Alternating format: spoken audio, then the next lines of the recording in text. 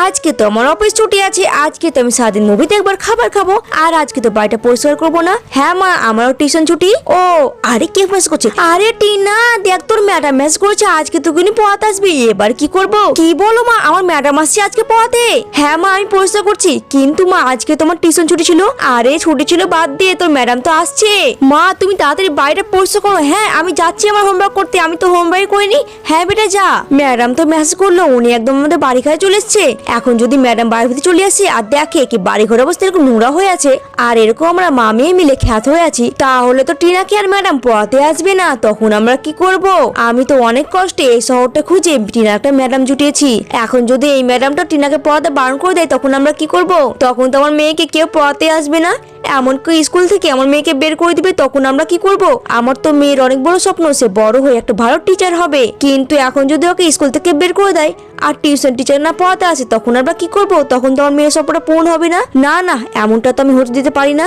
আমার যতই কষ্ট হোক না কেন, তাড়াহুড়া করে একটা বাড়িটা আমি পরিষ্কার করবোই। ম্যাডামকে তো আমি কিছুতেই বুঝতে দিব না কি আমরা খ্যাতের মধ্যে ছিলাম আর আমরা গ্রাম থেকে উঠে এসেছি। কারণ ম্যাডাম যদি জানতে পারে কি আমার এরকম খ্যাত আর গ্রাম থেকে এসেছি, তাহলে তো সবকিছু কথা ওই স্কুলে বলে দিবে। আর স্কুলে যদি একবার জানতে পারে আমরা খ্যাত, তাহলে তো আমার মেয়েকে স্কুল থেকে বের করে দিবে। তখন আমরা কি করব? আমার তো সব টাকা পয়সা মাটিতে চলে যাবে আর আমার মেয়ের স্বপ্নটা পূরণ হবে না।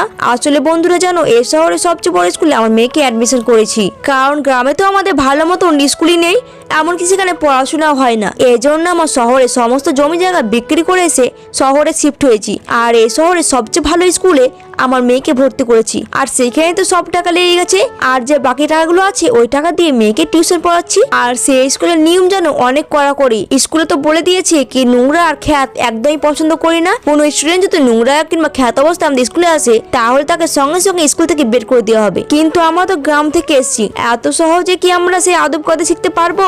এই জন্য যখন টিনাকে স্কুলে পাঠায়, একদম ফ্রেশ আর ক্লিন ভাবে পাঠায়। আর যেদিন টিউশন টিচার আমাদের বাড়িতে পড়াতে আসে, সেই তো আমি সারা ধরে বাড়িটা পরিষ্কার করি। কিন্তু আজকে তো টিউশন ছুটি ছিল, কে জানে কি ম্যাডাম হঠাৎ চলে আসবে। এবার যে আমরা কি করি, আমি তো বাড়ি ঘরটাই পরিষ্কার করিনি, এই তাড়াহুড়া করে কি বাড়িটা পরিষ্কার করতে পারবো? কিন্তু এখন যদি আমি বাড়িটা পরিষ্কার না করি, তাহলে তার মেয়ের ভবিষ্যৎটা শেষ হয়ে যাবে। এই জন্য তো আমি কষ্ট করে বাড়িটা পরিষ্কার করছি।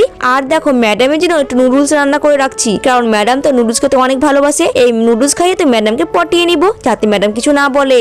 আর দেখো, আমার সমস্ত কাজ কাম হয়েও গেছে। এবার তোমার একটা করে লাইক করো, আর তুমি কোন ক্লাসে পড়ো কমেন্টে বসে বলে যাও।